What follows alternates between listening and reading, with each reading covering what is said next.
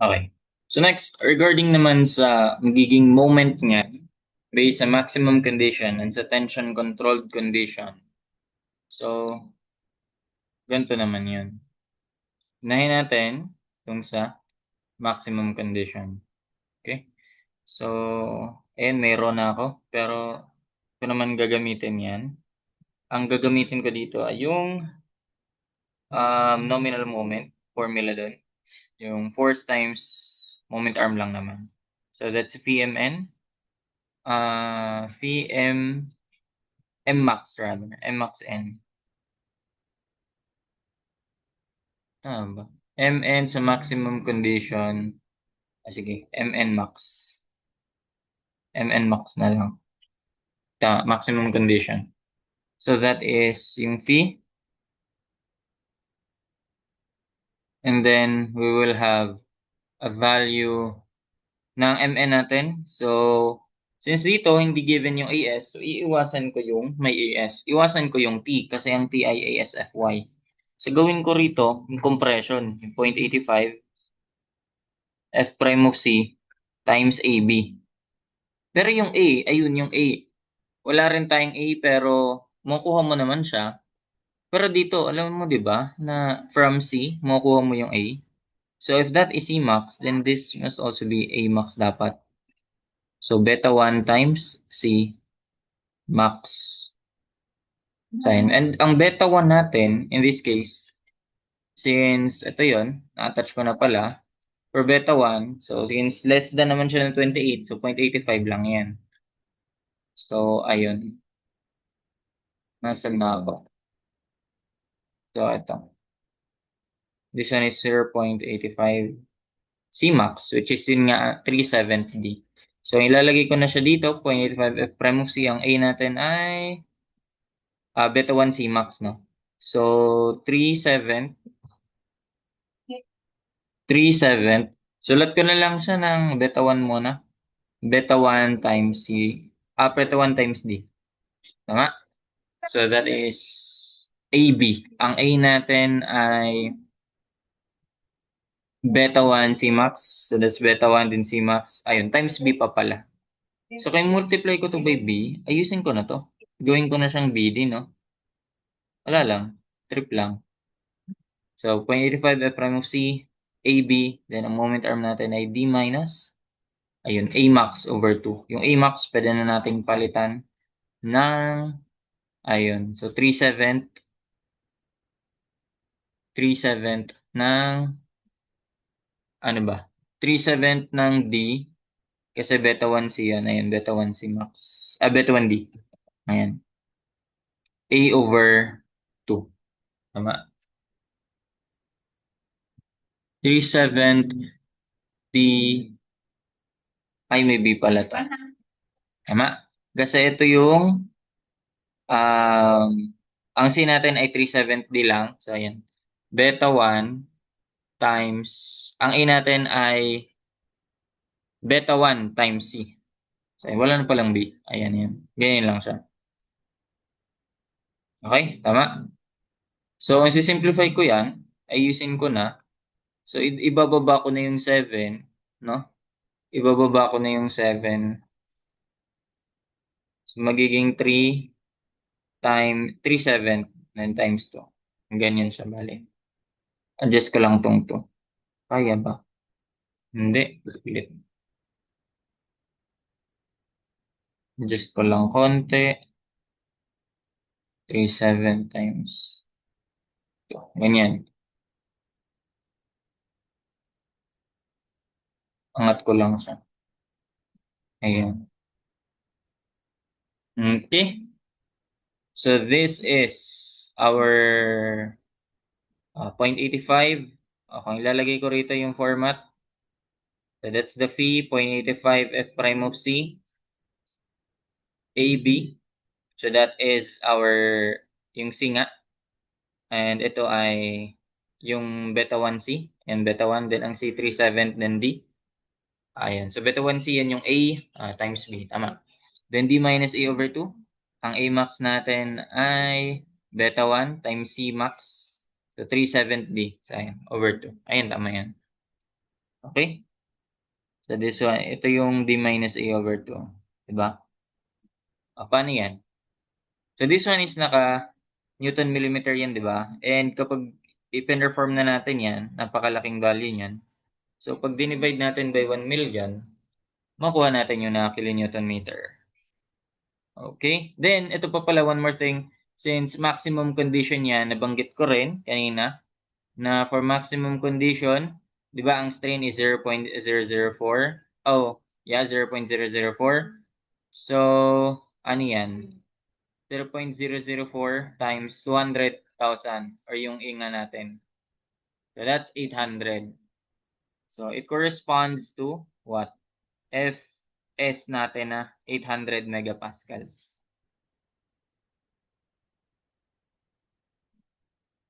800 megapascals. Then, dun, gagamitin na natin yung formula for this one. Yung formula sa pagkuha ng phi or ng strength reduction factor natin. Dito ko na lang siya ilagay sa gilid. Or ibaba ko to. Ay, nakalock pala to. Ayan. O, dito yung nakabase. Okay? Ayan. So, ang gagamitin natin ay, of course, that is, hindi naman yan spiral. So, dito tayo sa other. Hindi yan spiral.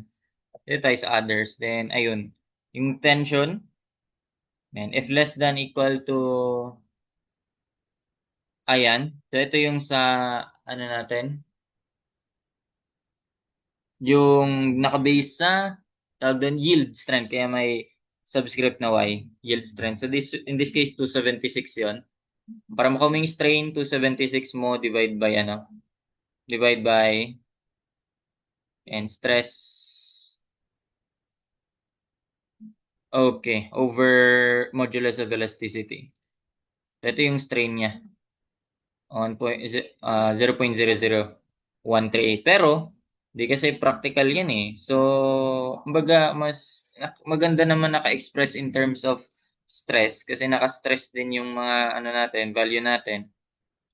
So, ganun. Gagamitan lang natin yan ng oops, nawala lahat. Ano ba yan? Nawawala lahat. Okay. Gagamitan natin yan ito. Ay yung Hooke's law natin. Paano yun? So, di ba stress is proportional to strain. Sulat ko lang din uli. Proportional to strain. Then para matanggal yung proportionality constant, ay proportionality symbol, gawin natin proportionality constant, then strain. And yung proportionality constant na yon is what we call as the Young's modulus, yung modulus of elasticity. So, ayan. So, anong gagawin natin dito sa strain para maging stress siya? So, multiply mo lang sa modulus of elasticity. So, ganun lang. Diba? So, strain times modulus of elasticity para maging stress, ano na siya? Para maging stress na siya. Okay? So, ito yung gagamitin natin.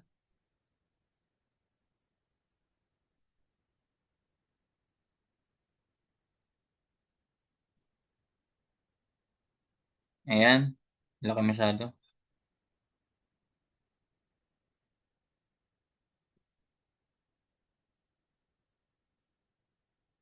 Okay. So, imbis na ET, so papalitan na natin yan ng modulus of, ayan. Gawin pala nating stress over strain. So, ayun. Okay, so ito gagawin nating stress over strain. Stress nung sa tension, which is ayun na nga yung Fs. Okay? Ay, iba kung ganyan. Aha, liitan ko pa. So ito, magiging stress over modulus of elasticity ng steel and as well as ito, di ba? Pares kasi silang naka ano eh, naka modulus of elasticity. So ayun, common yun sa kanila. Ito gamitin natin. Mas simple kasi talaga kapag naka in terms of stress tayo. Tignan niyo. Ay wait lang, bakit yung 0.75 yung ginamit ko? Ito pala dapat. Hindi ko napansin. Ito dapat tayo. Kasi hindi naman siya spiral eh, no? So, ayan. Break natin.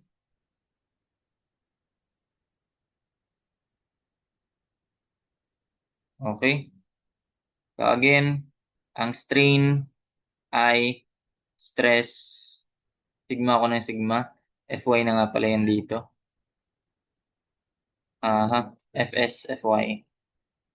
Over, modulus of elasticity. So, ganun din dito. So, yung stress, yield stress, pag may Y, ayan, yield yan. Ito, 0.005, anong gagawin dyan? So, ito na rin yung, nagko-correspond sa stress na what? Ayun, multiply mo na lang to by modulus of elasticity para maging stress siya. So, parang ganyan, sa lahat ng magiging modulus of elasticity S, so parang ang mangyayari, pakita ko lang, ganun din to. So, stress over strain din yan. So, ito yung maximum ito na yung maging maximum ng di ba? Sa steel. Ayan. So, which is, ano yung nagko-correspond sa 0.005 na sabi ko na yung kanina. So, yun yung 1,000. Diba? 800 naman yan kapag kapag yung maximum condition ang gamitin natin. Okay, then ito, Fy is yung Fy. So, 1,000 over ES. And then ito naman ay yung Fy over ES. Lahat sila may modulus of elasticity, di ba? Tanggal yan. Ano mga nangyari? Di yung mga naka-in terms of stresses na lang yan lahat. Di ba? Mas simple yun. Ayan. So, modify natin. So, maging 0.65 plus 0.25. Then, multiply by Fs. Ayan na. Ito na yung bago. Fs minus ayan, Fy over 1,000 minus Fy. Ayan. Kasi yung formula din naman natin sa di ba? Sa FS, ay yung gamit naman natin is naka-stress din naman tayo. Hindi naman tayo naka-strain. So, ayun. So, in this case, for, yan, maximum condition, so, ayun. Ang magiging value ng FS mo rito ay, ito yung naka 800. Parang ito, pag ito ay naka 0.004, ganun lang siya. Pag substitute mo yan, makuha mo na yung fee. Sige. Pwede naman natin gamitin yan dito. Sige, pwede na. Okay, so that will be phi. Store ko sa F, no? Tapos 0.85 times 0.85 prime of C, 27.6.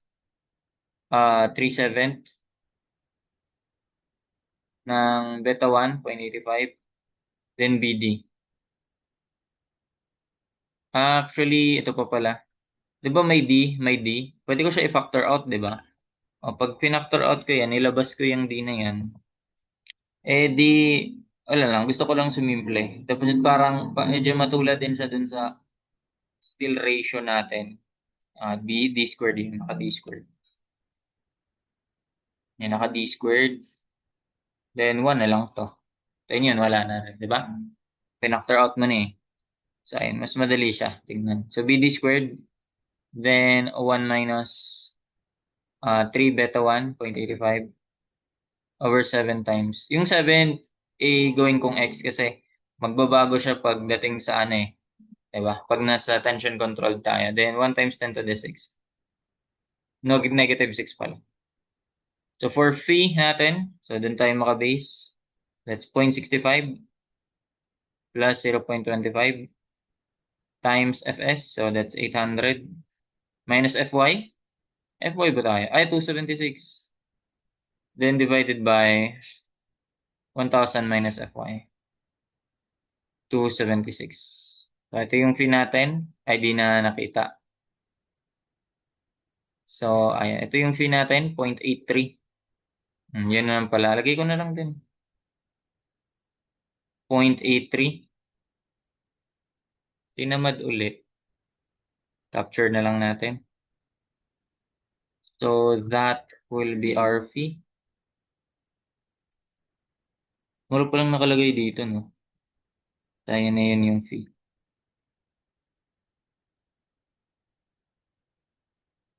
Ayan. So, ang fee natin ay screenshot na lang. So, ayan. CF para kumpleto. Naka-store naman yun eh. Oh, and then, ang moment na natin ay so, yun yung BD, then, oops, 7 pa pala to dito, no? O, yung 7 pa yung gamit natin dyan. So, that's 418. Ayun. So, that's 418. Ayan. So, ayan.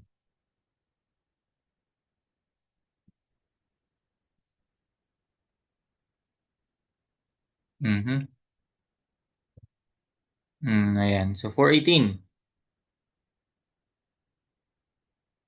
That's kilonewton meter. Ayan. Alright, tanggalin ko yung times 10 to the 6 para naka-newton millimeter tayo. Wala naman kaso. Kasi ito naman kasi yung laging gamit natin eh. Okay, tapos what else? So that's for the MN max naman. For dito, para sa tension controlled natin. So pag tension controlled, automatic na kasi na 1,000 yung fee. Ay 1,000 na yung EP natin. So parang maging ano, mangyari 1,000 minus Fy over 1,000 minus Fy. So 1 na yung buong yun, no? So maging 0.65 plus 0.25 na lang. Kaya naging 0.9 na lang. Ayan. So wala siya gaano. Ay, ang laki ng reduction. Kumbaga. Sige. So ito lang naman. Gagawin natin. Papalitan lang yan. VMN Max. Pangalanan ko naman yan VMNT. For tension control. Ayan. For tension control. Then may T. Ito, magiging 8 na lang to. The reason why, hindi ko siya sinimplify. Kasi dito, mapapalitan na siya ng 8. So, ganun lang.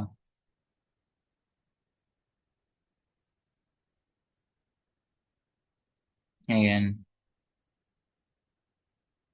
So, ang fee natin dito, ayan na. Gets naman na siguro. So, that will be, ano na, 0.9. Again, dahil yon dito. Okay, so, paste copy ko na lang din. Copy ko lang din siya.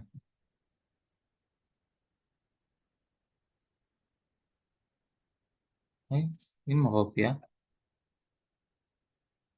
Ayun. Ayan. So, ito naman yung magiging fee natin dyan. Liit, no?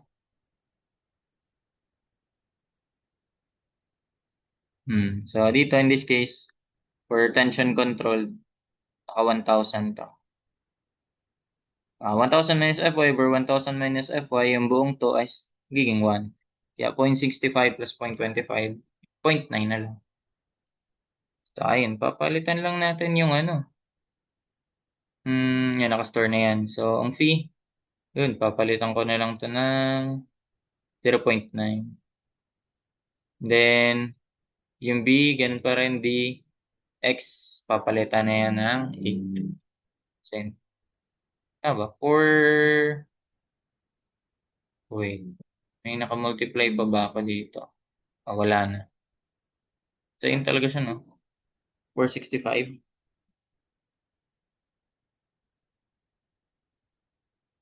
300, 490.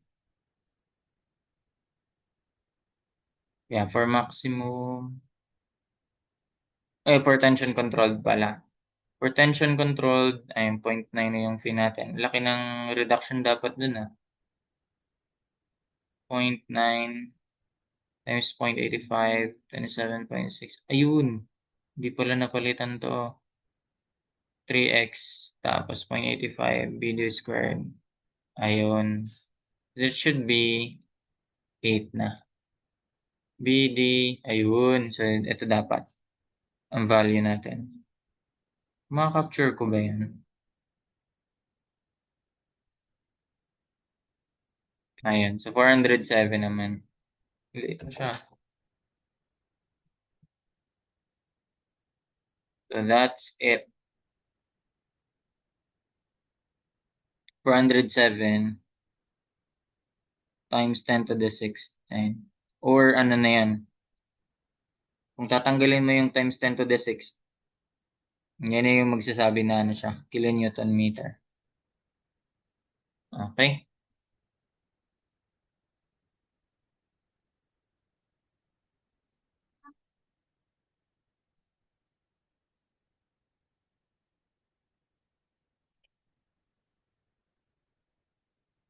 Palitan ko lang. Mismo. Hmm.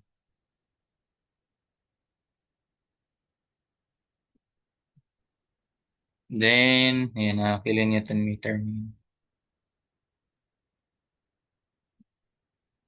Ayan, so ito dito na mag-umpisa yung ano, basahan natin.